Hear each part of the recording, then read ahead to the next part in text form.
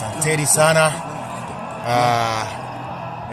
ndugu mwenyekiti, nashukuru sana kwa kunipa nafasi hii niongee na wananchi wangu. Naona radio nyingi sana, naona waandishi wa habari wengi sana wako kipande hiki. Nashukuru sana. Nataka niongee tu mambo machache sana, na katika mambo hayo nirudishe shukrani kabisa kwa wananchi wangu kwa kunipa kura, maana mara ya kwanza kabisa ni wananchi wangu niliwaahidi. Kweli kabisa niliwaahidi, mkinipa kura nitatengeneza mabomba yanayoingiza juisi kila nyumba. Mwenyekiti, silisema sikusema? Ulisema, lakini sikutekeleza. Lakini bado tena wananchi wangu, samani, maiki zingine naona kama zisikiki. Lakini bado tena wananchi wangu, nikaja mara ya pili nikasema, mkinipa kura tutatengeneza barabara ya kuenda mbinguni, daraja. Ina maana tuliona kwamba watu wetu wanaenda sana chini, na huku chini sio mbinguni.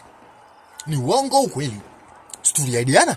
Ndio. Lakini uwezi ukaamini, kipindi nachukua zile pesa nimeziweka kwenye gari, gari ilielemewa na mzigo, ilipata ajali na ikaungua kabisa.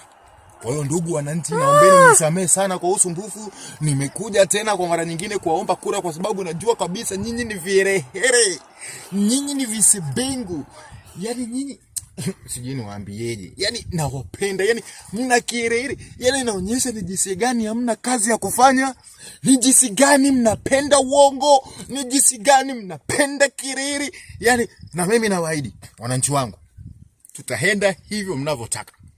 Kama mnataka uongo, uongo utaendelea mpaka kuna kucha. Mpo tayari? Hatupo tayari?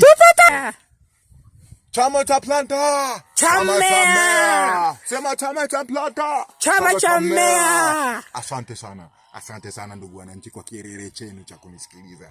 Nawapenda sana. Muwe na